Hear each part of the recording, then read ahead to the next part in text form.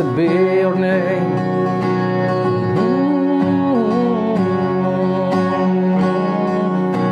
We welcome you, we welcome you. आइए आइए, हम सब शामिल हो जाएं, हम सब शामिल हो जाएं। उस खुदावन की स्तुति आराधना हम करें, क्योंकि वो महान है, उसके जैसा कोई नहीं है।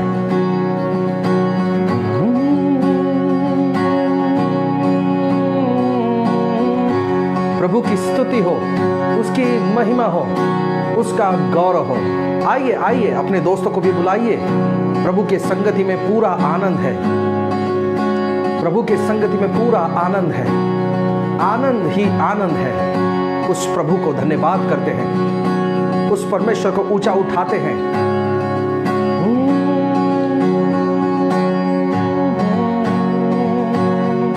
Glorify your name, worthy Jesus, Jesus।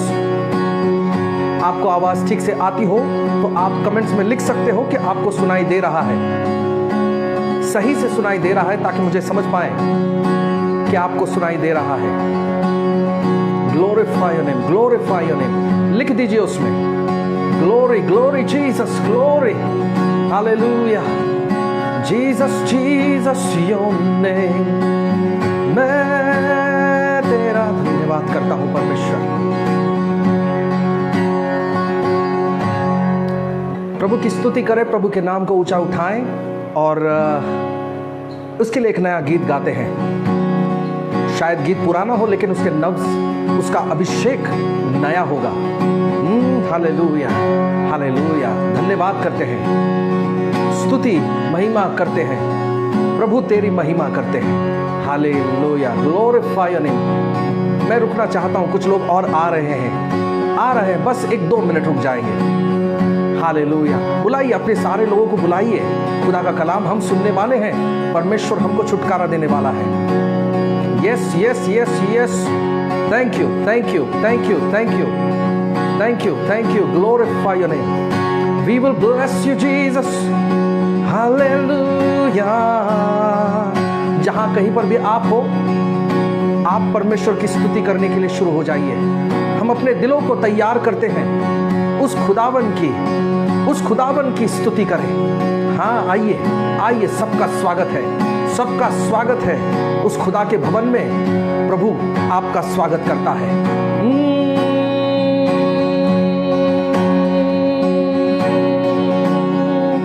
यीशु ने हमें छुड़ाया है पाप की जाल से। गाइए, यीशु ने हमें बचाया है शैतान की जाल से। यीशु ने हमें बचाया है पाप के जाल से। यीशु ने हमें बचाया है शैतान की जाल से। तो गाओ हालेलुया, तो गाओ हालेलुया, तो गाओ हालेलुया, तो गाओ हालेलुया, तो गाओ हालेलुया, तो गाओ हालेलुया, तो गाओ हालेलुया,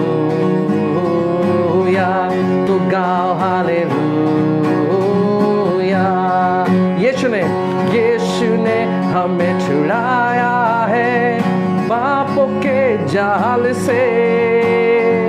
यीशु ने हमें बचाया है शैतान की चाल से। यीशु ने हमें बढ़ाया, यीशु ने हमें छुड़ाया है पापों की जाल से। यीशु ने हमें बचाया है शैतान की जाल से। तो गाओ हालेलुया, तो गाओ हालेलुया, तो गाओ हालेलुया, तो गाओ हालेलुया, तो गाओ हालेलुया, तो गाओ हालेलुया, तो गाओ हालेलुया।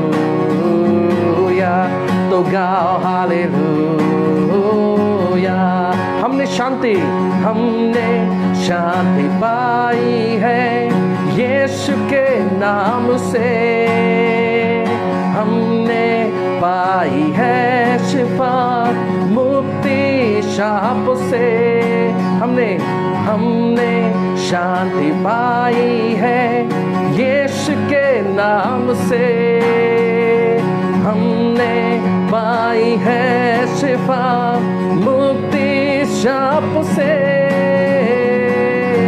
तो गाओ हालेलुया, तो गाओ हालेलुया, तो गाओ हालेलुया,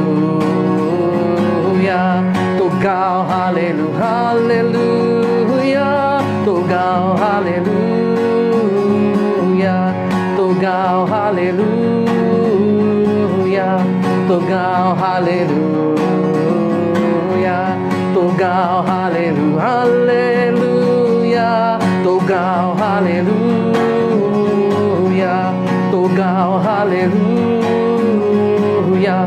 तो गाओ हालेलुया, तो गाओ हालेलुया।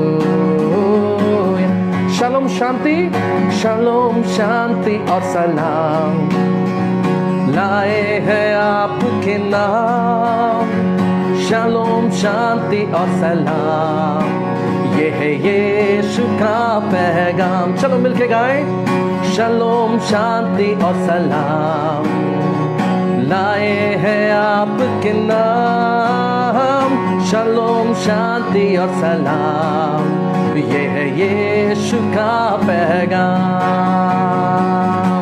तो गाओ हालेलुया, तो गाओ हालेलुया,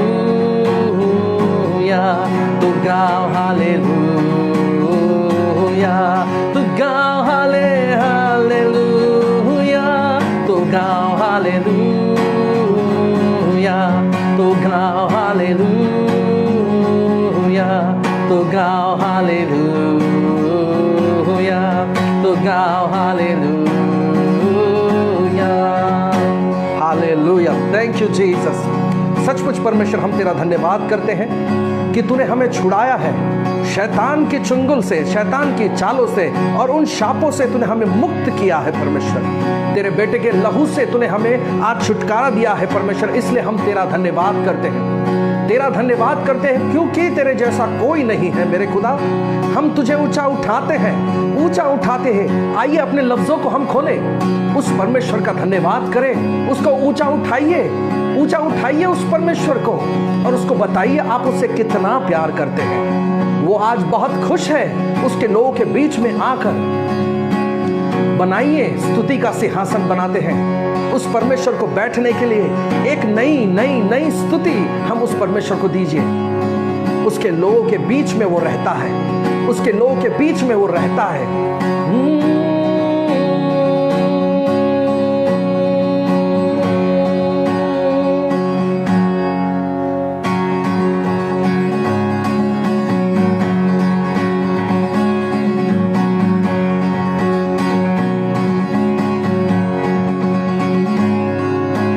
धन्यवाद यीशुला, धन्यवाद यीशुला, गाइए धन्यवाद यीशुला, धन्यवाद यीशुला। ओहो राजांच्या राजाला, प्रभूंच्या प्रभूला, धन्यवाद यीशुला। ओहो राजांच्या राजाला, प्रभूंच्या प्रभूला, धन्यवाद यीशुला। धन्यवाद गाए, धन्यवाद यीशुला, धन्यवाद यीशुला, धन्यवाद यीशुला, धन्यवाद यीशुला। ओहो राजांच्या राजाला, प्रभूंच्या प्रभू, धन्यवाद यीशुला। ओहो राजांच्या राजाला, प्रभूंच्या प्रभूला, धन्यवाद यीशुला। स्तुती हो द्या त्याला, स्तुती हो द्या त्याला, स्तुती हो द्या त्याला,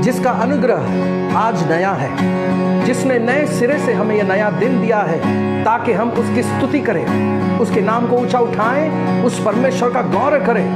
एक नया दिन हमें मिला है, एक नई अपॉर्चुनिटी हमको मिली है, नया गीत गाएं, उस प्रभु का धन्यवाद करें। हालेलुया, धन्यवाद यीशु। Thank you Jesus. हालेलुया, गौरव गौरव गौरव केवल तेरा है परमेश्वर, केवल तेरा है परमेश्वर, केवल तेरा है परमेश्वर।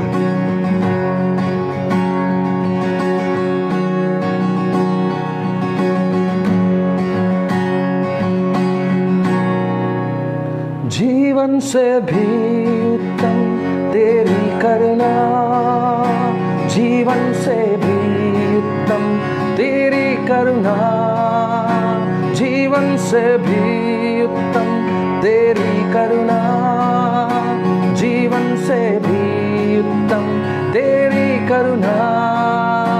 होठों से स्तुति करूँगा सर्वदा, तेरे नाम से मैं हाथ उठाऊंगा। जीवन से भी उत्तम तेरी करुणा, गाइए मेरे साथ में। जीवन से भी उत्तम तेरी करुणा, होठों से स्तुति करूँगा सर्वदा, तेरे नाम से मैं हाथ उठाऊंगा, तेरे नाम से मैं हाथ उठाऊंगा, तेरे नाम से मैं हाथ उठाऊंगा। होठों से स्तुति करूँगा सर्वदा, तेरे नाम से मैं हाथ उठाऊंगा, तेरे नाम से मैं हाथ उठाऊंगा। जहां कहीं पर भी आप हो, अपने हाथों को उठाएं, उस परमेश्वर का गौरव करिए। अपने आंखों को हम बंद करिए, उस परमेश्वर की ओर देखिए और उससे कहिए, तेरे नाम से मैं हाथ उठाऊंगा, तेरे नाम से मैं हाथ उठाऊंगा।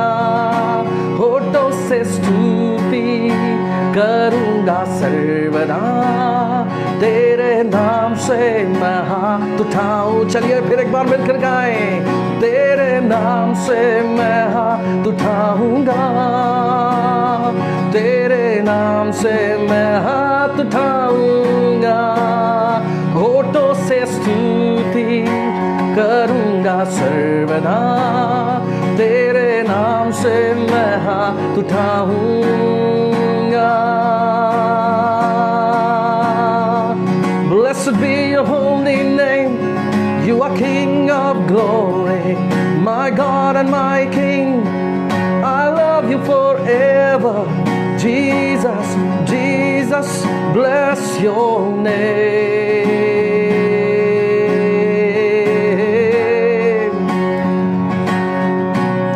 Thank you, Jesus, glorify your name. Hallelujah, उसकी उपस्थिति हमारे बीच में है।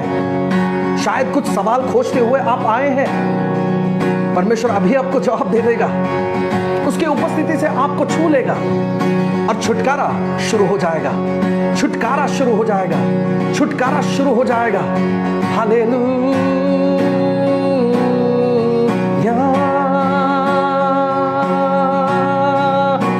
बस अपने आंखों को बंद करके उस खुदावन की ओर देखिए, उसके पास नजर लगाइए, वो अभी आपको छू लेगा, वो अभी आपको छू लेगा, अभी आपको छू लेगा।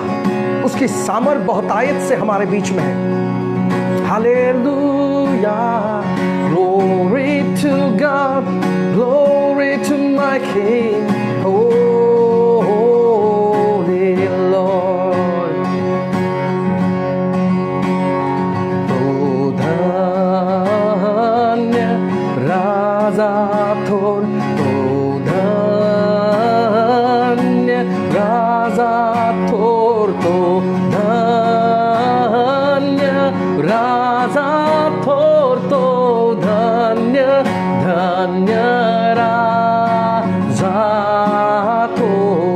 गाऊया सगळे मिळून. तो धन्य राजा थोर, तो धन्य राजा थोर, तो धन्य राजा थोर, तो धन्य धन्य राजा थोर.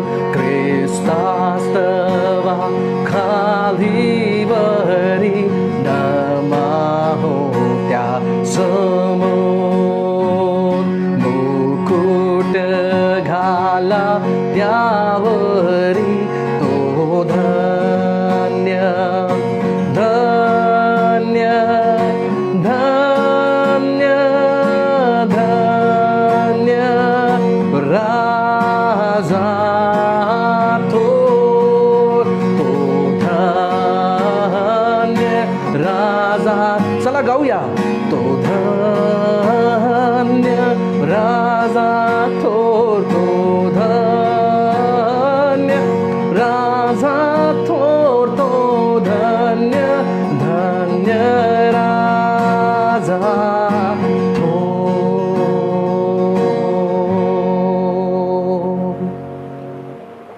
त्या प्रभूला आपण धन्यवाद देऊया. आपले मुकुट काढून त्या समोर ठेवूया. मुकुट केवळ त्याला शोभते. त्या प्रभूला आपण मनापासून धन्यवाद देऊया. स्तुती, महिमा, गौरव हा केवळ तुझाच आहे. आणि प्रभू, आम्ही तुला उंच करतो. येशूच्या नावामध्ये आम्ही मागतो, म्हणून तू ऐक. आमेन. त्या प्रभूला आपण मनापासून उंच करूया. प्रभू सामर्थ्याने भरलेला आहे आणि त्याची दया ही रोज नवीन आहे. तो आमचा निर्माणकर्ता आहे आणि त्यांनी आम्हाला या पृथ्वीवरती उद्देशानं ठेवलेला आहे. बऱ्याच वेळेला मनुष्याचा उद्देश ज्यावेळेस त्याला कळत नाही त्यावेळेस तो अंधारामध्ये जातो. कोणीतरी म्हटलं की जर तुम्ही निर्णय घेत नाही तर कोणीतरी दुसराच तुमच्यासाठी निर्णय घेऊन घेईल. म्हणून बरेचशी माणसं ह्या पृथ्वीवरती आपलं स्वतःचं जे अस्तित्व आहे ते कोणीतरी दुसराच निर्णय त्याचा घेत आहे. त्याचं कारण हेच आहे की मनुष्याने आपलं स्वतःचा उद्देश त्या निर्माणकर्त्याला विचारलेला नाही आहे किंवा त्यांनी बोललेले शब्द आज त्यांनी समजून घेतलेले नाही आहेत. म्हणून बऱ्याच वेळेला मनुष्य एक दुय्यम प्रकारचं जीवन जगत आहे आणि त्याच्यामुळं त्याच्या जीवनामध्ये बऱ्याचशा गोष्टी वर खाली होत राहतात. त्याचं जीवन हे स्थिर जीवन नाही आहे. त्याचं जीवन हे प्रभूला उद्देशलेलं नाही आहे आणि त्यामुळं तो नेहमी निराशामध्ये, तो त्रासामध्ये आणि संकटामध्ये तो राहत असतो. पण आजचा जो शास्त्रभाग मी निवडलेला आहे तो फार गंभीर आहे आणि ही खरोखर आज प्रभूची वाणी आज आमच्यासाठी आहे. प्रभू नेहमी चांगल्या गोष्टी बोलतो, नेहमी आम्हाला लाभदायक गोष्टी बोलतो, नेहमी तो आम्हाला उत्तेजनात्मक बोलत असतो. पण लक्षात ठेवा, तो जितक्यांवरती प्रेम करतो तो तितक्यांना फटकेही मारतो असं त्याचं वचन आहे. तितक्याच लोकांना तो नीटही करतो आणि म्हणून आपण आपल्या मनाची आपण तयारी केलं पाहिजे. प्रत्येक वेळेला आपल्या मनाला प्रभूकडून एक नवीन डिरेक्शन आपल्याला मिळेल या अपेक्षेने आपण त्याच्यासमोर उभं राहायला पाहिजे. नेहमी याच अपेक्षेने आलं पाहिजे की प्रभू तू माझ्या अंतःकरणाशी बोल. बऱ्याच वेळेला देवाचं वचन हे केवळ कानी पडायला लागतं पण ते अंतःकरणाशी जात नाही. कारण त्याचं की ऐकणारा व्यक्ती हा याने फक्त त्याचे कान उघडे केलेले असतात पण त्याच्या अंतःकरणाला उघड केलेलं नसतं. म्हणून आज लक्षात ठेवा, आज ज्यावेळेस तुम्ही देवाचं वचन ऐकणार आहात तर ह्यावेळेस तुमचं कानही उघडं पाहिजे आणि तुमचं अंतःकरणही नम्रतेने होऊन आज आपण प्रभूकडून आज साम्य घेतला पाहिजे. प्रभूकडून आलेला शब्द आपल्या अंतःकरणाशी भिडू दिला पाहिजे आणि आज जो व्यक्ती अशा प्रकारे प्रभूचं वचन ऐकेल त्याच्या जीवनामध्ये परिवर्तन झाल्याशिवाय राहणार नाही. तो ख्रिस्तासारखा बदलल्याशिवाय तो राहणार नाही. त्याच्या जीवनामध्ये अद्भुत आशीर्वाद येणार आहे. म्हणून वचन आज पाहूया आपण. लूकचं पुस्तक 13वा अध्याय 6 पासून 9 पर्यंत हे 3च वचनं आपण वाचणार आहोत. लूकचं पुस्तक 13वा अध्याय 6 ते 9 वाचतो मी तुमच्यासाठी. जर तुमच्याकडे शास्त्र असेल तर जरूर उघडा. त्याने हा दाखला सांगितला. कोणा एकाचे त्याच्या द्राक्षमळ्यात लावलेले अंजिराचे झाड होते. त्यावर तो फळ पाहाव्यास आला परंतु त्याला काही आढळले नाही. तेव्हा त्याने माळ्याला म्हटले, पहा, गेली 3 वर्षे मी ह्या अंजिरावर फळ पाहाव्यास येत आहे परंतु मला काही आढळत नाही. ते तोडून टाका.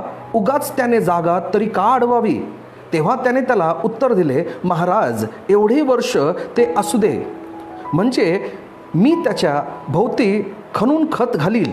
मग त्याला फळ आले तर बरे, नाहीतर आपण ते तोडून टाकावे. प्रभू वाचलेल्या वचनावरती आशीर्वाद देव. या वचनांमधून प्रभूनं एक सत्य आमच्यासमोर उघड केलेलं आहे आणि ते सत्य फार स्पष्ट रीतीने आमच्यासमोर ठेवण्यात आले. कोणत्याही प्रकारचं असं दुय्यम मत ठेवण्यात आलेलं नाही, पण एकदम स्पष्ट सांगितलेलं आहे, जे झाड फळ देत नाहीये प्रभू त्या झाडाला तिथे राहू देणार नाही. जे झाड फळ देत नाहीये प्रभू त्याला तिथे राहू देणार नाही. पाहूया, ह्यामध्ये असं सांगण्यात आले, त्याने एक दाखला सांगितला. कोणा एका व्यक्तीचा द्राक्षमळ्यात लावलेले अंजिराचे झाड होते.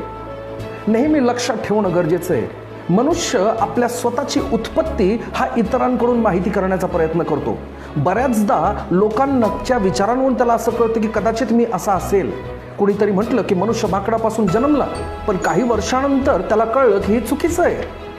जर आम्हाला आमची ओळख माहिती करायची तर आमची ओळख आम्हाला त्या निर्माणकर्त्याकडूनच कळणार आहे. आणि म्हणून त्यांनी त्याच्या शास्त्राच्या माध्यमातून, त्याच्या वचनाच्या माध्यमातून त्यांनी आम्हाला आपली ओळख सांगितलेली आहे. आणि फक्त ओळखच सांगितली नाही, पण त्यांनी आमच्या जीवनाचा उद्देशही सांगितला. बायबल सांगतं स्वर्ग प्रभूने बनवलेला आहे, पण पृथ्वी ही त्याने मनुष्यासाठी बनवली. या पृथ्वीवरती तुम्हाला आणि मला एका उद्देशानं इथं ठेवण्यात आलंय. शास्त्र सांगतं ज्या दिवशी आदमाला त्यांनी घडवलं, तर घडवल्यानंतर त्यांनी त्याला आळशी म्हणून ठेवलं नाही, पण त्याला एक उद्देश सांगितला की तुला पृथ्वी व्यापून टाकायची आहे, त्याच्यावरती तू अधिकार चालवायचा आहे. आणि फक्त ह्याच गोष्टी नव्हे, तर त्याला तिथे मशागत करण्यासाठी पण ठेवण्यात आलंय. God doesn't like lazy people. म्हणून त्याने त्याला काम पण सांगितलेलं आहे, त्याला एक उद्देश पण जीवनाचा दिलेला आहे.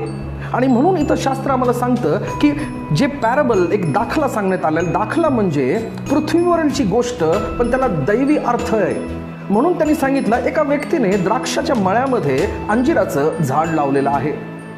आज इथून आम्हाला कळतं की बऱ्याचदा हा दाखला जो स्पष्टपणे इस्रायलाविषयी सांगण्यात येतो की देवाने त्याला एका माणसापासून जन्म दिला, तो म्हणजे अब्राहम. अब्राहमाला त्याने निवडलं, पण अब्राहम हा यहुदी नव्हता, हा विधर्मी होता. ज्याच्यातून त्यांनी ख्रिस्तावरती भरोसा ठेवला, त्या प्रभूची ओळख झाली आणि प्रभूनं त्याच्याद्वारे त्या जीवनाला वाढवलं. एका माणसापासून मोठा देश त्यांनी तयार केला. पण ज्यावेळेस त्यांनी त्या देशाला तयार केलं, त्याचा देश व्यापून टाकण्याचा नव्हता, त्याच्या मागे त्याचा उद्देश होता. बायबल आम्हाला सांगतं प्रत्येक गोष्ट ही प्रभूच्या गौरवासाठी बनलेली आहे. कोणतीही गोष्ट जी इथं तुम्हाला सापडते ही केवळ प्रभूचा गौरव दाखवते. बायबल आम्हाला सांगतं आकाश त्याची महिमा दाखवते. हे प्लांट, हे आजूबाजूला जे जीवित प्राणी, हे सर्व प्रभूचा गौरवच करण्यासाठी त्यांना तिथं बनवण्यात आलंय. आणि त्यामध्ये आम्हाला त्याने गौरवासाठी बनवलंय. त्याचा उद्देश पूर्ण करण्यासाठी त्याने आम्हाला ह्या पृथ्वीवरती पाठवलेलं आहे.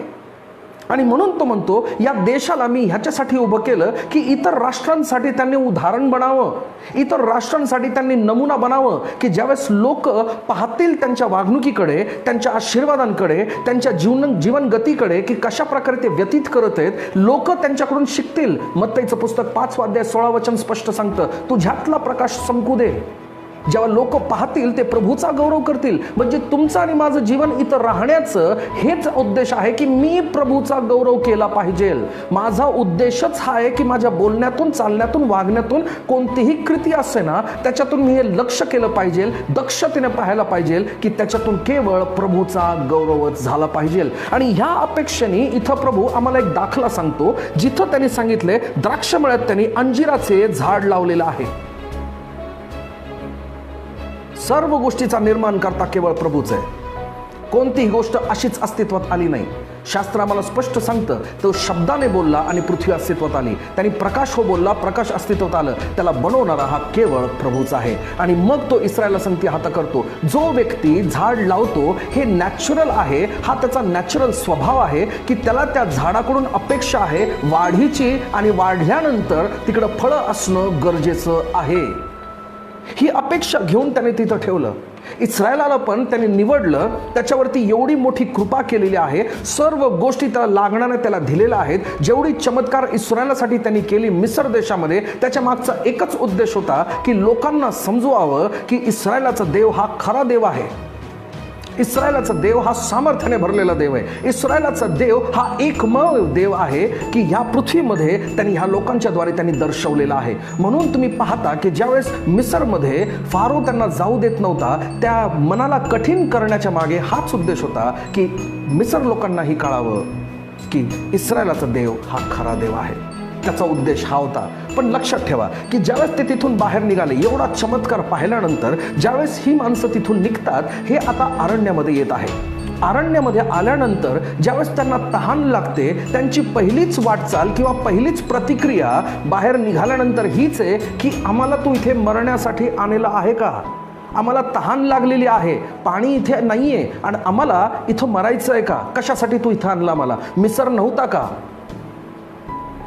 मग मोशेने प्रभूकडं याचना केली आणि प्रभूने त्याला मार्गदर्शन करून तिथं त्यांना पाणी दिलेलं आहे. आणि असंच करत त्यांच्या प्रत्येक गरजा त्या अरण्यामध्ये पूर्ण झाल्या. दैवीरित्याने अरण्यामध्ये तुम्हाला मटण सापडणार नाही, अरण्यामध्ये सुखसोयी तुम्हाला सापडणार नाही, अरण्यामध्ये तुम्हाला जे सगळ्या लागणाऱ्या गोष्टी तुम्हाला जे घरात मिळतात त्या सर्व गोष्टी अरण्यात सापडणार नाहीत. पण तिथे काय आहे? शास्त्र मला सांगतं, सर्प व विंचू लपलेले असतात हो तिथे. वेगवेगळ्या प्रकारचे प्राणी तिकडे लपून वाट पाहतात, कारण तिथं काय मिळालं नसल्यामुळं प्राणीही भुकेले असतात. आणि ज्यावेळेस तिथून लोक जातात तिकडं, मग लुटेरेही वाट बघत असतात, कारण त्याचं उपजीविका त्याच्यातून आहे. मग ह्या अरण्याच्या अशा वातावरणामध्ये प्रभूनं नुसतं त्यांना पाणी पण दिलं नाही, पण त्यांना जेवणही स्वर्गातून पुरवलं. त्यांच्या कपड्यांनाही असा स्पर्श केला की ते कपडे लवकर फाटली नाहीत, ती लहान झाली नाहीत, त्यांचे बुटही लहान झाले नाहीत किंवा झिजले नाही आहेत. ते वातावरण इतकं जबरदस्त होतं. आणि एवढा मोठा प्रवास केल्यानंतर त्याला त्यांनी कनान देशाकडे आणलेला आहे, जिथं आता आशीर्वाद आहे त्यांच्यासाठी. पण तिथं जायंट लोक होती. अगोदर काही माणसं तिथं राहत होती जी बलिष्ठ होती, सामर्थ्याने भरलेली होती, आणि त्यांच्यासाठी तो देश घेणं फार कठीण बाब होती. पण तरीही प्रभूने त्यांना हे सगळं करू दिलेलं आहे. प्रभूने त्याचं साह्य पोचवलं, प्रभूने त्याला मदत पोचवली आणि प्रभूच्या जोरावरती त्यांनी तो गड जिंकलेला आहे, त्यांनी ते राज्य जिंकलेलं आहे. मोठे बलिष्ठ त्यांच्यासमोर टिकू शकले नाही. आणि हा प्रवास फक्त तिथं थांबलेला नाहीये, हा प्रवास त्यांच्या पूर्ण आयुष्यभर मलाखीच्या पुस्तकापर्यंत तुम्हाला वाचता येईल की प्रभू नेहमी इस्रायलासाठी उभा राहिला. वारंवार इस्रायलासाठी त्यांनी संदेश पाठवले, वारंवार त्यांनी त्या लोकांसाठी नवीन नवीन वचन पाठवलं, त्यांच्यासाठी त्यांना सुटका पाठवली. त्यांच्या शत्रूंसमोर ताट वाढलेला आहे. प्रत्येक वेळेला ज्या वेळेस त्यांनी त्याला हाक मारली त्या वेळेस त्यांनी त्याचं मदत केलेली आहे. आणि मग तो फार सुंदर वचन इर्म्याचं पुस्तक 33:3 मध्ये सांगतो, मला तू हाक मार, मी तुला उत्तर देणार आहे. आणि हीच वाणी त्यांनी पूर्ण आयुष्यभर त्यांची मलाखीच्या पुस्तकापर्यंत त्यांनी ती वाणी पूर्ण केलेली आहे. त्यांनी कधीच इस्रायलाला नाकारलं नाही, त्यांनी कधी इस्रायलला असं टाकून दिलं नाही. त्याचा राग क्षणिक होता, पण तो वारंवार इस्रायलाच्या मदतीसाठी आला. वारंवार त्यांनी इस्रायलाची दखल घेतली. ज्या वेळेस इस्रायल त्रासात आलं त्याचं मन भरून आलं. ज्या वेळेस इस्रायलाने ते त्रासामध्ये त्याला हाक मारली, तो धावत तिथे आला आणि तिथे जाऊन त्यांनी त्याच्या शत्रूची दानादान केली. एवढं सगळं तो का करत आहे? का करत आहे प्रभू? एवढ्या सगळ्या सामर्थ्याचं प्रदर्शन, एवढं मोठं कृपेचं प्रदर्शन, हे सगळं केल्यानंतर संदेश पाठवून तो नेहमी एकच गोष्ट त्यांच्यासमोर बोलायचा, हे इस्रायला, किती बरं झालं असतं की तू जर माझं ऐकलं असतं. आज तू बळी आणतोस, पण मला संतोष ही आज्ञा पालनामध्ये आहे. आज तू माझे गीत गातोस, पण गीत गाण्यापेक्षा त्या अंतःकरणामधले जे गीत ते मला फार महत्त्वाची आहेत. तुझ्या अंतःकरणाकडे मी पाहतो. आजच्या वारी पण ज्यावेळेस आम्हाला इथं व्हायला मिळतं की इथं ज्यावेळेस आम्ही बघतो की प्रभू आज त्याच्या लोकांशी बोलतोय, जागतिक आज मंडळी सुरू आहे, जागतिक सगळीकडे प्रीचिंग सुरू आहेत, जागतिक लोक आराधना करत आहेत. आणि प्रकटीकरणाचं पुस्तक आम्हाला स्पष्ट सांगतं की प्रभू आज मंडळीमध्ये फिरत आहे. तो त्या मंडळीमध्ये फिरून प्रत्येक मंडळीला बघत आहे. आज मला तेच सांगू द्या माझ्या प्रियांनो की आज पण येशू तुमच्या स्तुतिस्तवनामध्ये त्यांनी वस्ती केली. तो फक्त खाली आशीर्वाद देण्यासाठी आला नाही, पण ज्यावेळेस तो तिथे जाऊन विराजमान होतो आशीर्वादात तुमच्या स्तुतीवरती, तिथे बसून तो प्रत्येक मनुष्याचं मन बघतोय. तो त्या अपेक्षेने तिथं आलेला आहे. आणि ज्यावेळेस आम्हाला वाचायला मिळतं त्यावर तो फळ पाहाव्यास आला, परंतु त्याला काही आढळले नाही. दर रविवारी प्रभू फक्त आशीर्वाद द्यायला येतो का? दर रविवारी तो फक्त तुमचे प्रार्थनेचे उत्तर द्यायला येतो का? नाही. तो ज्यावेळेस तिथे येतो त्याचं एक कारण असतं की ज्या व्यक्तीसाठी मी एवढं सगळं केलेलं आहे, काय तो फळ देत आहे का? काय त्याची इच्छा आहे? काय तो फळ देत आहे का? आजही प्रभू ज्यावेळेस मंडळीत फिरत आहे, आजही प्रभू आमच्याद्वारे बोलत आहे, इथे सानिध्यामध्ये उभा आहे, तो बोलणाऱ्या व ऐकणाऱ्याच्या जीवनामध्ये हेच बघतोय, काय मला तिथे फळ दिसत आहे का? आज तो त्या फळाच्या अपेक्षाने तो तुमच्या समोर येत असतो. वारंवार त्यांनी एवढे मोठे उपकार केले. नवीन करारात जर आम्ही पाहिलं तर बायबल सांगतं, आम्ही पापी असताना येशू ख्रिस्त पाप्यांसाठी मरण पावला. आज तुमच्या आणि माझ्यासाठी त्यांनी क्रूसावरती आपला प्राण दिलेला आहे. त्या क्रूसावरती त्यांनी त्याचं रक्त सांडलेलं आहे. शास्त्र आम्हाला सांगतं की येशू ख्रिस्ताकडे अधिकार पण होता, तो तिथून फिरू शकला असता, तो तिथून नाकारून निघून गेला असता, पण त्यावेळेस त्यांनी काय म्हटलं? प्रभू माझी इच्छा नाही तर तुझी इच्छा पूर्ण होऊ दे. प्रभू माझे विचार नाही तर तुझे विचार पूर्ण होऊ दे. कारण स्तोत्र आम्हाला सांगतं की ह्या त्रासाच्या पलीकडं त्यांनी तो आनंद पाहिला की बरेचसे लोक सुटका पाहतील, बरेचसे लोक सैतानाच्या दासातून बाहेर पडतील, बरेचसे लोक शापातून मुक्त होतील, बरेचसे लोक हे एकत्र येऊन प्रभूची आराधना करतील. आणि त्याला नाव त्याने दिलं मंडळी. आणि ह्या मंडळीपासून त्याची अपेक्षा हीच होती की जर मी माझा प्राण दिलेला आहे, जर मी तुमच्यासाठी माझे फटके खाल्लेत, जर माझ्या डोक्यावरती मी काट्यांचा मुकुट घातलेला आहे, जर मी तिथं उभं राहून ह्या सर्व गोष्टी मी सहन केलेल्या आहेत, ते मोठमोठी खिळे जे माझ्या हातातून मी घासून घेतली, आज त्या कुसावरती मी एवढा वेळ लटकून राहिलो, लोकांची थट्टा सहन केली, तर एकच त्याचं कारण आहे की माझ्या लेकरांनो मला तुला सुटका द्यायची होती. आणि त्याचा एक उद्देश होता की जा इथून पुढे पाप करू नकोस, पण मला नीतिमत्वाचे फळ आण. आज खरोखर प्रियांनो, आज बसून विचार करण्याची गोष्ट आहे की आम्ही बसून दर रविवारी ज्यावेळेस आम्ही वचन वाचतो आणि ऐकतो तर आम्ही त्याचं नक्की काय करतो? काय त्या वचनाला फक्त कानापुरतं ऐकतो का? काय फक्त एक धार्मिकरित्याने दर रविवारी येऊन नुसतं बसणं, वचन वाचणं, ऐकणं, प्रार्थना करणं, घरी निघून जाणं, काय अशा प्रकारचं आमचं दिनक्रम आहे का? काय अशा प्रकारची आमची वागणूक आहे का? तर प्रभू आज तुम्हाला म्हणतो सावधान हो. प्रभू म्हणतो सावध रहा. प्रभू म्हणतो सावध रहा. आत्मा मंडळीशी काय बोलत आहे? आज हा तोच दया करणारा प्रभू रोज तो येऊन तिथं काय करतोय? वाट बघतोय. पण ज्या वेळेस त्याला तिथं फळं सापडत नाहीये तर तो तिथे रागवत नाहीये, पण तो काय करतोय? त्याची दया तुमच्यासाठी नवीन करतोय. तो कृपेच्या दृष्टिकोनातून तुमच्याकडे पाहतोय. दावीद राजा फार सुंदर बोलला, प्रभू जर तू प्रत्येकाचे पाप जर मोजू लागला, जर ते मापू लागला, तर तुझ्या समोर कोण टिकाव धरेल? प्रभू इतका पवित्र आहे की तो पापाकडे पाहू शकत नाही. आणि आज जर तो हिशोब करायला बसला तर तिथे कुणीच उभं राहू शकत नाही. कारण रोमकरास पत्र आम्हाला सांगतं प्रत्येकाने पाप केलेला आहे, देवाच्या गौरवाला अंतरलेले आहेत. आज तो त्याच्या निवडलेल्या मंडळीशी बोलतोय, ज्याला त्याने त्याच्या रक्ताने धुवून शुद्ध केलेला आहे, त्यांना पवित्र केलेला आहे. त्याच लोकांशी तो बोलतोय ज्याला म्हणतो तू माझ्यामध्ये नवीन उत्पत्ती आहे. त्या नवीन उत्पत्तीशी बोलतोय की तुला मी नवीन सुरुवात दिलेली आहे. त्या सुरुवातीचं तू काय केलंयस?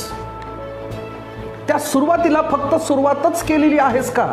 अजूनही तू त्या लंगड्या व्यक्तीसारखं 38 वर्ष चमत्काराच्या पाण्याजवळ कारण देत बसलेला आहेस का? या तारणाचं तू नक्की काय केलंयस? जी कृपा मी रोज तुझ्यावरती करतो त्याचं तू काय केलेलं आहेस? तुला वाटतं की कुणी पाहत नाहीये, तुला वाटतं की प्रभूला कळत नाहीये, पाप करून निघून गेलं तर काय होत नाही असं तुला वाटतं, पण प्रभू त्याच्या कृपेच्या नजरेने बघतो. तर मी तुम्हाला सावधान करतो, ही कृपा कायमस्वरूपी राहणार नाही. कारण पौल स्पष्ट म्हणतो कृपा पाप करण्याचं लायसन नाहीये. काय आहे? कृपा हे पाप करण्याचं लायसन नाहीये. आणि पौल स्पष्ट म्हटला, जी कृपा माझ्यावर झाली तिला मी बेकार जाऊ देणार नाही. तुम्ही कृपेला आज बेकार जाऊ देताय का? काय करताय त्या कृपेसंगती? काय होतंय त्या कृपेसंगती? तो मंडळीमध्ये फिरतो, जसं तो प्रगटीकरणात 7 मंडळीत फिरला, प्रत्येक मंडळीची त्यांनी पाहणी केली आणि पाहिल्यानंतर त्यांनी तिथं सांगितलं की तू पहिल्या प्रीतीपासून पडलास. प्रत्येक मंडळीचं परीक्षण घेऊन, रिपोर्ट कार्ड घेऊन तो त्यांच्या समोर उभा राहिला.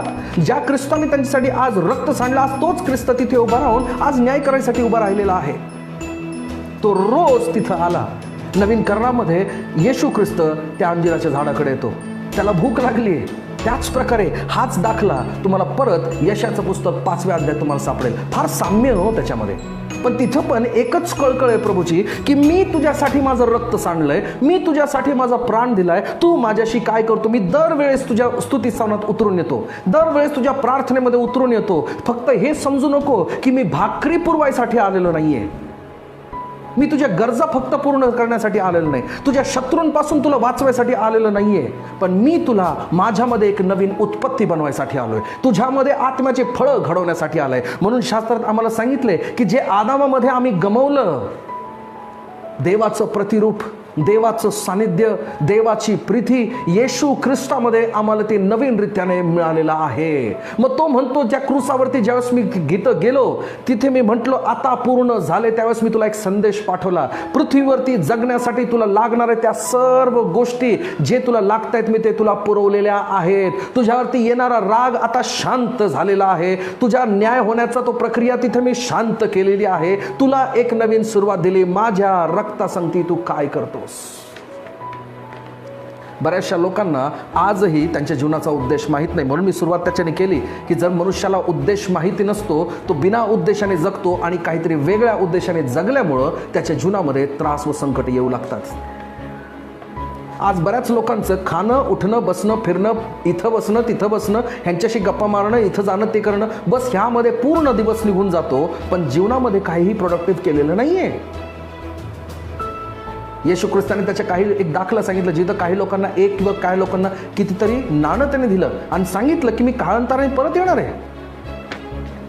पहा काय सांगितलंय, काळांतराने मी परत येणार आहे. आणि ज्यावेळेस तो येणार आहे त्यावेळेस तो काही बसून राहणार नाही, तो हिशोब विचारणार आहे. आणि येशू ख्रिस्त पण तेच म्हटला की ज्यावेळेस मी परत येईल, मी माझ्या संगती बक्षीस आणणार आहेत, माझ्या संगती रिवॉर्ड आणणार आहे. आणि त्यांनी प्रत्येकांची झाडी घेतली. झाडी घेतल्यानंतर त्यांना विचारलं की ज्या वेळेस मी तुला हे नाणं देण्यात आलेलं आहे, त्या ज्ञानाचं काय केलंस तू? सगळ्यांनी सांगितलं मी दुप्पट केलेलं आहे, ह्याचं हे केलं, त्याचं मी ते केलं. आणि शेवटी एक व्यक्ती त्याला तो विचारतो, मी तुला नाणं दिलं, त्याचं काय केलंस? तो म्हणतो मी तुला घाबरलो आणि ठेवून टाकलं. काय झालं इथं? Disappointment. Our God is a good businessman, त्याला नफा आवडतो. समजा तुमचं लेकरू आहे, ज्यांची पण लेकरं आहेत जे शाळेला जातात, लेकरांना ट्युशन क्लास तुम्ही लावलेला आहे, स्पोर्ट्सचा क्लास लावलेला आहे, सिंगिंगचा क्लास लावलेला आहे. त्याला सर्व गोष्टी लागणाऱ्या जीवनामध्ये यशस्वी होण्यासाठी हे सर्व गोष्टी तुम्ही पुरवत चाललेला आहात. चांगला बोनविटा त्याला मिळतंय, चांगलं दूध त्याला मिळतंय, चांगलं खाद्य, त्याला काही टेन्शन नाही, काही नाही. आणि एवढं सगळं पुरवल्यानंतर तुमची रात्री झोपताना अपेक्षा काय असणार आहे की आज जे मी खत पाणी त्याला घालते, आज जे त्याच्यामध्ये मी इन्व्हेस्टमेंट करत आहे, कालांतराने ज्यावेळेस त्याची वेळ येईल त्यावेळेस मला त्याचे बेनिफिट मिळणार आहे. प्रत्येक वडील, प्रत्येक आई ज्यावेळेस आपल्या लेकरांमध्ये इन्व्हेस्टमेंट करते, तिची हीच इच्छा असते की लेकरांच्या जीवनातून तिला काय मिळावं? साध्य मिळावं. तिचं स्वप्न ती त्याच्या लेकरांमध्ये बघत असते. वडील आपलं स्वप्न आपल्या लेकरांमध्ये बघत असतं आणि त्याची हीच अपेक्षा असते की लेकरं यशस्वी व्हावे. पण एवढा काळांतर वाट पाहिल्यानंतर ज्यावेळेस पारितोषिकाची वेळ येते, त्यावेळेस जर लेकरांनी त्या गोष्टीचं चीज केलं नाही तर वडिलांना काय वाटेल? काय वाटणार आहे की मी एवढी मेहनत केलेली आहे, मी एवढ्या गोष्टी पुरवलेल्या आहेत, पण ह्या लेकराने त्याचं चीज केलेलं नाहीये. त्या वडिलांना दुःख होतंय. म्हणजे प्रत्येक व्यक्तीची अपेक्षा आहे की ज्या प्रकारे इन्व्हेस्टमेंट केलं जाईल त्याचं प्रतिफळ त्याला आलं पाहिजे. हीच त्याची फार मोठी इच्छा आहे. आणि तेच आम्हाला इथून पाहायला मिळतं की प्रभूनं ज्यावेळेस ते तिथं लावलंय झाड, तर त्यांनी मशागत करण्यासाठी एका व्यक्तीला ठेवलंय.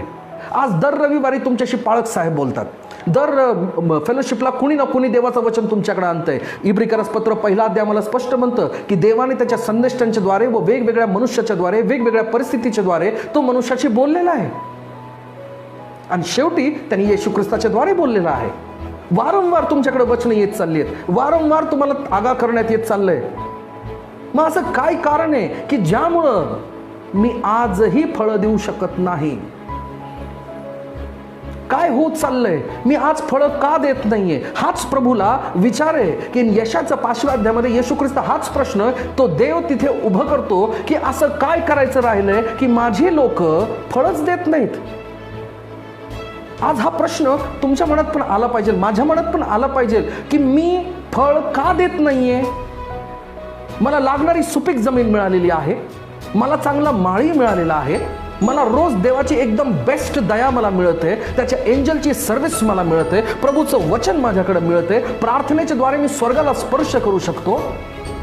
या सर्व गोष्टी ज्यावेळेस मला मिळत आहेत, मग असं काय झालंय की मी फळं का देत नाहीये? काय झालंय? मी फळं का देत नाहीये? मला कोण अडवतंय? दरवेळेस मी सैतानावरती ब्लेम करतो. शास्त्र आम्हाला ते सांगतं की ज्या दिवशी हवेने ते फळ आदामाला दिलं आणि त्यांनीही फळ खाल्लं, डोळे उघडले आणि तो देवाच्या सानिध्यापासून लपू लागला, तर काय झालं तिकडं? ज्यावेळेस प्रभू त्याला हाक मारू लागला, तो देवाच्या समोर येऊन उभा राहिला, तर देवाने त्याला म्हटलं, मी जे सांगितलं होतं ते फळ नाही खायचं, काय तू खाल्लं का? तो म्हटला हो. तो म्हटला का खाल्लं? तर तो म्हटला ह्या बाईनं मला दिलंय. बऱ्याच वेळेला आम्ही सैतानावरती जे नाही ते थोपायला लागतो. का? आम्हाला कारणं द्यायची. हे कारणच सगळ्यात मोठं गोष्ट आहे. ज्यावेळेस मी काही लोकांना म्हणतो की तुम्हाला उपवास करणं गरजेचं आहे, आपण उपवास करूया, त्यावेळेस ते पहिलं कारण असतं, ब्रदर बरेच दिवस झाले आम्ही केलेलं नाहीये आणि करायला लागलो की त्या दिवशी आम्हाला फार झोप येते, आम्हाला कामाला जायचंय, आम्हाला चक्कर यायला लागते, आम्हाला ॲसिडिटी होऊन जाते, आम्ही करू शकत नाहीये. आज ही कारणं काय करत आहेत तुमच्या जीवनापासून? तुमच्या फळांना आणण्यापासून ते थांबवत आहेत.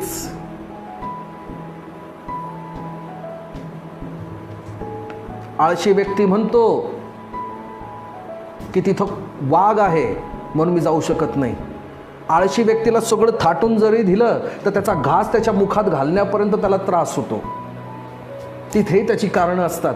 आज आमच्याकडे कोणतं कारण आहे जे आम्ही प्रभूला म्हणू शकतो की प्रभू ह्या कारणामुळं आज मी हे देऊ शकत नाही? कोणचं असं व्हॅलिड कारण आहे तुमच्याकडं?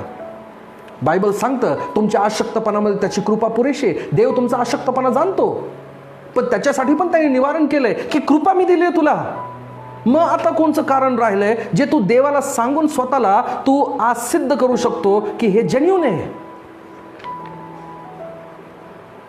कोणतंच कारण नाहीये.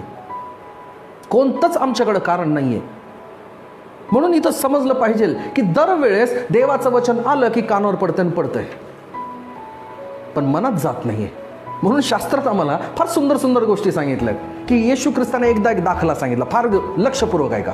दाखला काय सांगितला की पेरणारा पेरणी करायला निघाला. काय करायला निघाला? पेरणी करायला निघाला, कारण पेरणाऱ्याचं कामच ते आहे. आणि मग तो पेरणी करत असताना काय ते बिया 4-5 दिशेला पडले.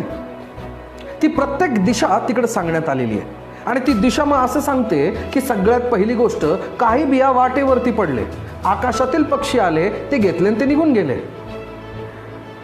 वाट कसलं सांगतो? येणारी जाणारी माणसं ज्यांना धार्मिकरित्याने चालायला लागतं. ब्रदर वचन सांग, पण वचन आमच्या अंतःकरणाशी भिडू देऊ नका, आम्हाला चर्चशी घेणं देणं नाहीये. ही ती माणसं आहेत ज्यांना वचनं कळत नाहीत, ऐकूनही त्यांना कळत नाही. म्हणून काय होतंय, आकाशातील पक्षी येतात त्याला घेऊन चालले.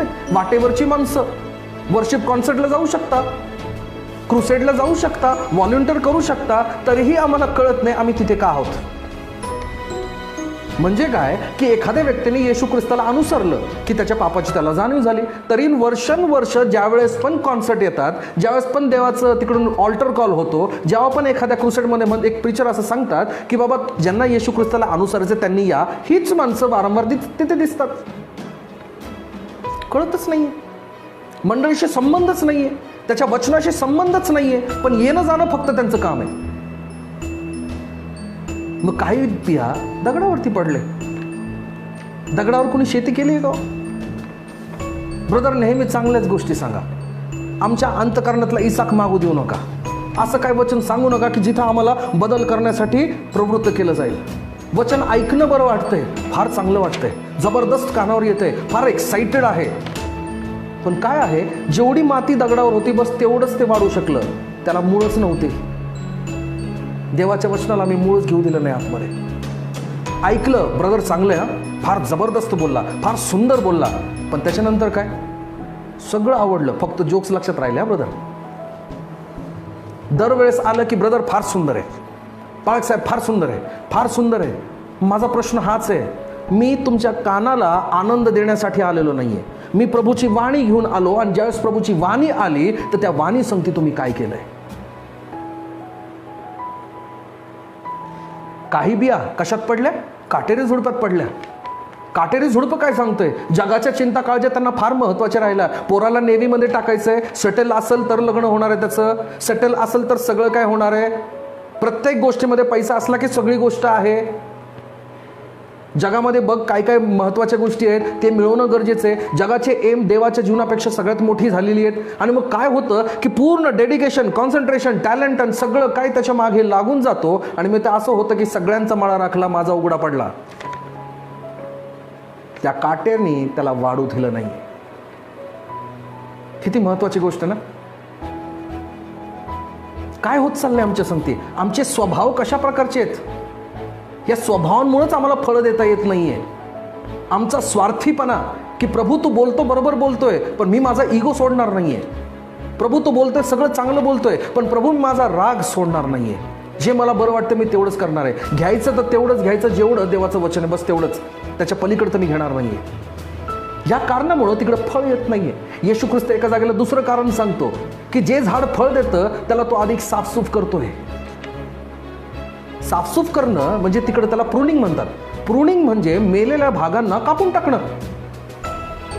कॉम्प्रोमाइज किती जबरदस्त वाटतो नाही का? की आम्ही मंडळीमध्ये आहोत, पण जग पण आमच्या मंडळीच्या आत आहे. हे देवाचं मंदिर आहे, पण ह्या मंदिरामध्ये चोरांची गुहा पण आहे. ज्यावेळेस पण तो म्हणतो माझ्या मुला ह्या जगासारखं वागू नको, रोमक्रसपत्र 12 अध्याय पहिली 2 वचनं, आपलं शरीर जिवंत अर्पण कर, तर त्याच वेळेस शरीराला सगळ्यात जास्त महत्व येतो. आणि शरीर हे नेहमी जगाकडे वागत जातंय, नेहमी जगाच्या प्रवाहात वाहत चाललंय, म्हणून जगाच्या सारखं वागायला लागतंय. मग कसं पण वाकडं तिकडं केस कापणं, वाकड्या प्रकारच्या काही गोष्टी करणं, ज्या प्रकारे जग आम्हाला सांगतं त्या प्रकारे आम्ही पुढे चालत राहणं, म्हणजे जगाला जेवढी संतुष्टी करता येईल तेवढं सगळं काय व्यवस्थित आहे. जग आमचं प्रेम केंद्र झालेलं आहे, महत्वाचं केंद्र झालंय. पण पौल तिथे म्हणतो या जगाबरोबर समरूप होऊ नका. तुम्ही बदललेले लोक आहात, रक्ताने विकत घेतलेले लोक आहात, इतरांसाठी उदाहरण आहात. म्हणून लक्षात ठेवा तुम्हाला त्यांच्यापासून वेगळं होणं गरजेचं आहे. जर तुमचे मित्र व मैत्रिणी तुम्हाला सांगत नाही की तुझ्यामध्ये काहीतरी वेगळं आहे, तर लक्षात घ्या काहीतरी बिघडलेलं आहे. आज लोकांनी साक्ष दिली पाहिजे की तुमच्यामध्ये काहीतरी वेगळंपण आहे. आज जगाला दिशा हवी आहे, पण आज माझ्या ह्या कारणामुळं आज मी प्रभूला माझ्या मेलेल्या गोष्टींना कापू न दिल्यामुळं काय होत राहिलंय, मेलेली गोष्ट माझ्यावरती राज्य करते आणि तीच माझ्या झाडाला फळ द्यायला बंधनकारक, प्रॉब्लेमॅटिक व्हायला लागली. ती वाढू देत नाहीये त्या फळाला. कशामुळं? ही मेलेली गोष्ट मला जिवंत होऊ देत नाहीये. पण बायबल सांगतं जे झाड पाण्याच्या प्रवाहाजवळ लावलंय. आम्ही पाण्याच्या प्रवाहाजवळ लागत नाहीये जिथून जीवन आहे. आम्ही मेलेल्या व वृक्ष जमिनीत लागलोय जिथं पाणी नाहीये, पण मेलेलीच अवस्था आहे. म्हणून लक्षात ठेवा, जर मेलेल्या जमिनीत राहाल तर तुमच्या झाडाचे पानं हे कधी हिरवेगार नसणार आहेत, हे नेहमी कोमजलेली असणार आहेत. म्हणून आज येशू ख्रिस्त म्हणतो या कारणामुळं आज तू करू शकत नाहीयेस, मला तू हात लावूच देत नाहीये. मनमानी आमची सुरू झालेली आहे. आम्ही धार्मिक बनलोय, पण आम्ही आत्मिक झालेलो नाहीये. ख्रिसमस आला तर आम्हाला बरा आनंद होतो. आनंद ह्याच्यासाठी नसतो की ख्रिस्ताचा वाढदिवस आहे, ह्याच्यासाठी असतो की कॅरल गायला मिळेल, रात्रभर जरा बाहेर फिरायला मिळेल, कामावरून आठवडाभर सुट्टी काढता येईल आणि कुठेतरी बसून करंजा कापण्या जे काय आहे त्याचा आनंद घेता येईल आणि बस एक मस्त मजा करता येईल. नवीन कपडे घालण्याचा एक अनुभव येणार आहे, मित्र मैत्रिणी जाऊन भेटायचा अनुभव येणार आहे. आम्ही धार्मिक झालोय. येशू ख्रिस्ताने फार सुंदर सांगितलं की ज्यावेळेस इस्रायल हे सण साजरा करायला येत होतं, ते दाराने आत जात होते, अर्पण घेऊन येत होते, अर्पण तिकडं देऊन ते परत जात होते. येशू ख्रिस्त त्यांच्याकडे पाहत होता, पण तो एक गोष्ट जरूर बघत होता की हे सगळं अर्पण आणणं चांगलं होतं, सगळ्या गोष्टी पाळणं चांगलं होतं, पण त्या अर्पणाचा आनंद त्यांच्या अंतकरणात येत नव्हता. म्हणून ते धार्मिकरित्याने जबरदस्ती तिथं येत होते. काही लोकांसाठी मंडळी हे हँगआउट झालंय. दर रविवारी जाण्यासाठी एक ड्रग ॲडिक्ट सारखं त्यांना हातापायांना सवय झाली की आता आपल्याला तिथं जायचंय. पण ते काय करत आहेत, दाविदासारखं म्हणत नाहीये की मला आनंद झाला त्यावेळेस ज्यावेळेस ते मला म्हणाले प्रभूच्या घरी जायचंय. काय तुम्हाला देवाला भेटण्याचा आनंद ओढून आणतो का मित्राची संगती आणते? पाळक साहेबांना वाईट वाटेल मंडळीला नाही गेलो तर, चुकल्यासारखं मला वाटतं. नाही प्रियांनो, ही कारणं जी आमच्या समोर आहेत, या कारणांमुळं आमच्या अंतकरणामध्ये आपण मेलाचा अनुभव मिळतोय. आम्हाला ती फळं देता येत नाहीये आणि पाप वाढत चालल्यामुळं आमची झाडाची पाने कोमजायला लागलेली आहेत, ती फळं आणत नाही आहेत. म्हणून लक्षात ठेवा, जोपर्यंत मेलेली गोष्ट मरत नाही तोपर्यंत आमच्या जीवनामध्ये कधीच चांगल्या गोष्टी येऊ शकत नाही. म्हणून इथं वारंवार तो लावणारा व्यक्ती, ज्यांनी ते झाड लावलेलं आहे, तो वारंवार तिथं येत आहे. आज पण तो वारंवार देवाच्या सेवकांच्या द्वारे, संदेष्टांच्या द्वारे, वचनाच्या द्वारे, गाण्यांच्या द्वारे वारंवार तुमच्याजवळ तो भेट घेत आहे. वारंवार तुमच्या झाडाकडून बघतोय, तो काय पाहतोय? अहो, फळच नाहीये, फळच नाहीये, फळच नाहीये आणि फळच नाहीये. तो निराश दरवेळेस होत चाललाय, निराश दरवेळेस होत चाललाय आणि तिथून तो निराशाने तिथे चाललेला आहे. पण लक्षात ठेवा, हे झाल्यानंतर पुढे तो काय म्हणतो पहा. परंतु मला काही आढळत नाही, ते तोडून टाक, उगाच त्याने जागा तरी का अडवावी. तेव्हा त्याने त्याला उत्तर दिले, महाराज, एवढे वर्ष ते असू द्या, म्हणजे मी त्याच्या भोवती खणून खत घालील. लक्षात ठेवा, त्यांनी आज्ञा केली की त्या झाडाला उखडून काढ. शास्त्रात एक नियम आहे की ज्याला दिलेलं आहे त्याला अधिक दिलं जाईल, कारण तो त्याचं काहीतरी चित करत आहे, त्या गोष्टीचं काहीतरी बढोतरी करत आहे. पण ज्याला दिलेलं आहे त्याचं तो काही करत नाही, त्याच्याकडून काढून घेण्यात येईल आणि जो करतोय त्याला देण्यात येईल. हे अधिकार त्या प्रभूचा आहे. प्रभू हा फाइनल अथॉरिटी आहे आणि शास्त्र सांगतं, खुल जाएंगी किताबें जब भी हिसाब होगा. हाच निर्माण करता बसून तिकडं आज्ञा देणारे बरेचसे विश्वासणारे ह्यांना धक्का मिळणार आहे. कारण मत्तई 7:20-21 मध्ये स्पष्ट सांगितलं की त्या दिवशी मला प्रभू म्हणणार आहे, स्वर्गाच्या राज्यात जाणार नाही. स्वर्गाच्या दाराच्या चाव्या ह्या त्या स्वतः प्रभूकडे आहेत, त्या येशू ख्रिस्ताकडे आहेत. आणि ज्यानं तुम्हाला वाचवले आज तो तिथे बसून म्हणणार आहे, माझ्या समोरून निघून जा, मी तुम्हाला ओळखत नाही. हीच गोष्ट त्यांनी मत्तई 7व्या अध्यायामध्ये स्पष्ट करून सांगितली आम्हाला की आम्ही जर ह्या भ्रमामध्ये राहिलो तर वेळ निघून जाणार आहे, वेळ हळूहळू सरकत जाणार आहे, वेळ हळूहळू सरकत जाणार आहे. कारण त्या व्यक्तीने आज्ञा केली की जास्त दिवस इथं आपण राहणार नाही. बरीचशी माणसं असे इथं जगतात की कायमस्वरूपी ते इथंच राहणार आहेत. विसरू नका प्रियानो, आपल्या जीवनाला, आपल्या आयुष्याला एक मर्यादा देण्यात आली. जन्मतारीख आहे आणि मृत्यूचा पण एक दिवस आहे. आम्हाला माहीत नाही की आमचा मृत्यू कधी काय होणार आहे. आम्हाला माहीत नाही की आम्हाला कधी प्रभूच्या घरी बोलवण्यात येणार आहे. पण इथं स्पष्ट सांगण्यात आलंय की जे झाड फळ देत नाहीये त्याला उपटून टाक. आज प्रियानो, आपल्या संगती असं होऊ नये. आपण ज्या भ्रमामध्ये इथं राहतोय, आपण जे आपल्या मनमारमध्ये चालतोय, लक्षात ठेवा, ते एक दिवस येणार आहे जिथं अंत येणार आहे, जिथं अंत येणार आहे. जसं आज आपण कोरोनाविषयी पाहतो की कोरोनाने इतकं जबरदस्त इफेक्ट पूर्ण जगावर केला की एका क्षणामध्ये त्यांनी पूर्ण जगाला थांबवून टाकलं. बरेचसे नुकसान झाले. त्याच्याने फक्त गरीब माणसं नव्हे, तो उच्च व खालची माणसंही आज त्यांनी प्रभावित झालेली आहेत. बरीचशी लोक आज तणावामध्ये आहेत. फक्त गरीबाच्याच घरात नाही तर मोठ्या घरांमध्ये पण तो तणाव दिसून येतो. असंच कदाचित आपल्या जीवनात पण एक थांब येणार आहे. एकदा आपल्याला शांत व्हावं लागणार आहे आणि अचानक आपण त्या प्रभूच्या समोर उभा राहणार आहोत. तो प्रभू तिथे आज्ञा करतोय, जर फळ नाहीये तिथं येता येत नाही. बायबल स्पष्ट आम्हाला सांगते, येशू ख्रिस्ताला त्याची आई व त्याचे भाऊ भेटायला आले. कोणीतरी सांगितलं, आई व भाऊ तुला भेटायला आलेत. पण तो स्पष्ट म्हणतो, जो देवाची वचन ऐकतो त्याप्रमाणे करतो तोच माझा भाऊ, तीच माझी बहीण. पहा, येशूची फॅमिली कोण आहे? तोच माझा भाऊ, तीच माझी बहीण. शास्त्र स्पष्ट सांगतं, प्रत्येक झाड आपल्या फळावरून ओळखलं जाईल. जर तुमच्या जीवनावरती फळं आहेत तर ती फळं तुमच्याविषयी साक्ष देतील की तुम्ही कोणाचे आहात. बायबल सांगतं, लबाडांचा बाप हा सैतान असतो. प्रत्येक झाड आपल्या फळावरून ओळखलं जाईल. आणि मग इथं आपल्याला पाहायला मिळतं की त्यांनी आज्ञा टाकलेली आहे की बघ, ह्याला काढून टाक. पण तिकडे एक ट्विस्ट आलेला आहे, फार सुंदर ट्विस्ट आलेला आहे. आणि तो ट्विस्ट हा आहे की माळी मधी पडतो.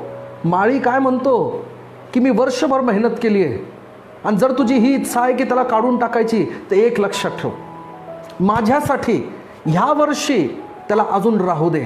मी परत त्याच्या संगती मशागत करेल, मी परत त्याला हात लावेल, मी परत त्याला साफसूफ करेल, मी परत त्याला एक संधी देणार आहे की परत त्यांनी वाढावा. पण जर ह्या संधीचा त्यांनी काही फायदा केला नाही, मग तुझं म्हणणं जे आहे त्याप्रमाणे तू कर. हाच माझ्या प्रियानो तुमच्याकडे मी संदेश आणला. तो येशू ख्रिस्त, त्याची मध्यस्थी अजूनही त्या देवाकडे आहे. बायबल सांगतं येशू ख्रिस्ताच्या द्वारे आम्हाला प्रभूसमोर उभं राहण्याचं धैर्यता आहे. आज येशू ख्रिस्त स्वर्गात बसून त्या पित्यासमोर आज आपल्याविषयी बोलतो. ज्या ज्यावेळेस तुम्ही त्याचं नाव घेऊन त्याच्याकडे मागता, तो देव मागणीच्या अगोदर त्याचं नाव पाहत असतो. ज्या ज्यावेळेस देवाच्या समोर तुम्ही जाऊन उभा राहता, तो स्वतःला नाही तर तो तुमच्यावरती असलेल्या रक्ताला पाहून बोलतो. जसं ते पडलेलं रक्त हाबेलाचं जे काय मागत होतं, तिथून खून मागत होता, एक रिव्हेंज मागत होता, बदला मागत होता. पण आज येशूचं रक्त तुमच्या जीवनावरून तो क्षमा मागतोय, तो कृपेची याचना मागतोय. आज माझ्या प्रियानो, तुमच्यासाठी येशू आज पुन्हा एकदा तिथे आहे. जर तुमची अवस्था अशी आहे की तुमच्या झाडावरती फळं नाही आहेत, तर लक्षात ठेवा, फार डेंजर गोष्ट आहे. पण जर तुमच्या मनामध्ये ती आज इच्छा आहे की मला पुन्हा एकदा ते फळं द्यायची, मला पुन्हा एकदा येशूच्या मागे जायचंय, मला पुन्हा एकदा त्याची इच्छा मला जर पूर्ण करायची, तर लक्षात ठेवा, आज येशू ख्रिस्त तुम्हाला मदत करायला तयार आहे. आज येशू ख्रिस्त तुमच्यासाठी उभा राहायला तयार आहे. तो प्रभू संगती मध्यस्थी करतोय की हे प्रभू, तुझा न्याय नकोय. म्हणून तो क्रुसावरती तो एकच गोष्ट बोलला, प्रभू हे काय करतात ह्यांना माहीत नाही, त्यांना क्षमा कर. आज तीच प्रार्थना येशू ख्रिस्त आज तुमच्या आणि माझ्यासाठी रोज करतोय. आज पण तो करतोय, आज पण तो सांगतोय, आज पण तो तुम्हाला म्हणतोय की हे प्रभू, त्यांच्यावरती न्याय येऊ दे नको, त्यांना तू आज क्षमा कर. पण प्रियांनो, आज तिथे येशू ख्रिस्त पण म्हणतोय की ह्या वर्षी, ह्या वेळेस त्याला सेकंड चान्स दे.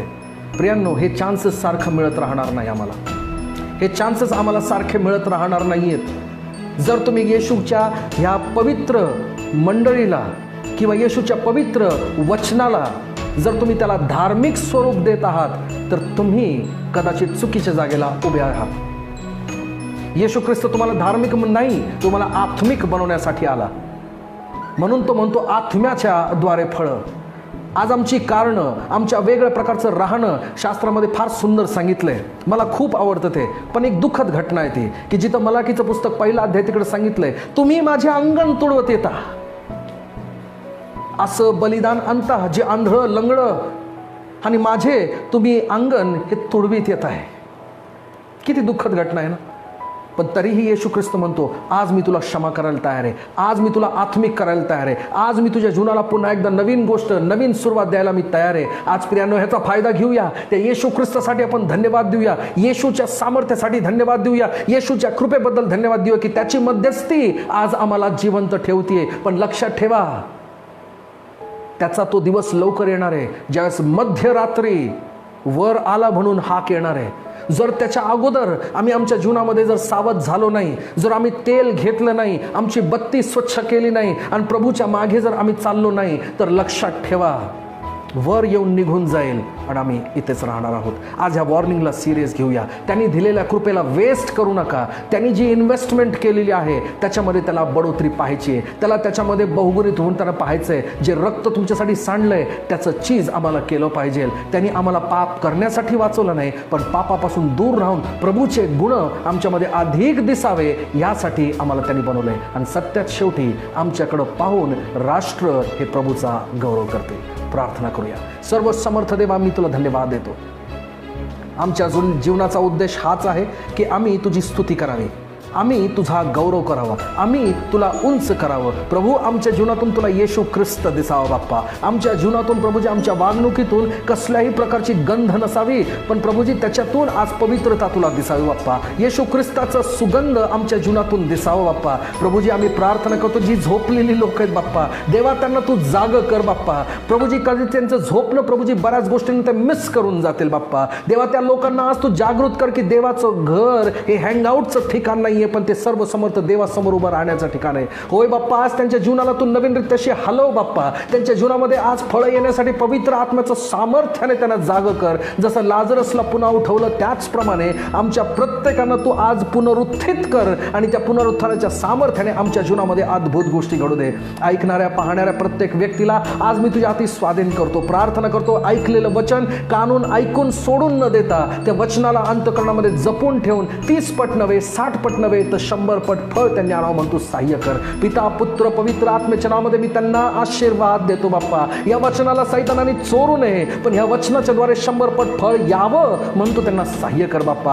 पुन्हा भेटू तुझ्या प्रीतीमध्ये व तुझ्या कृपेमध्ये, आणि प्रभूजी केवळ तुझ्या गौरवासाठी बाप्पा. येशूच्या नावात आम्ही मागतो म्हणून तू ऐक. आमेन, आमेन, आमेन. मी तुम्हा सर्वांचं धन्यवाद करतो आणि प्रत्येकांसाठी एवढी सूचना आहे की दर रविवारी आपण 11 वाजता इथं भेटूया आणि इच्छा हीच आहे की प्रभूचं वचन त्या त्या कानांपर्यंत पोचवावं ज्यांना ऐकायला मिळालेलं नाही आहे. माझ्या संगती तुम्ही मदत करा की आपल्याला आज्ञा मिळालेली आहे की आपल्याला जाऊन सुवार्तेची घोषणा करायची आहे. आज चला तुमच्या वॉलवरती आपण जाऊन तिथं शेअर करूया. फक्त तुमच्यापुरतं आशीर्वाद ठेवू नका, पण तुमच्या मित्रांपुरतं पोचू द्या. लोकांपर्यंत जागृत होऊ द्या. त्यांच्या झोपेमधून त्यांनी आज उठलं पाहिजे, त्यांच्या कारणांच्या अवस्थेतून त्यांनी आज धूळ झटकली पाहिजे आणि ख्रिस्ताचा गौरव त्यांच्या जीवनातून झाला पाहिजे. हे केवळ तुम्ही करू शकता. या बुधवारी आपण पुन्हा भेटूया.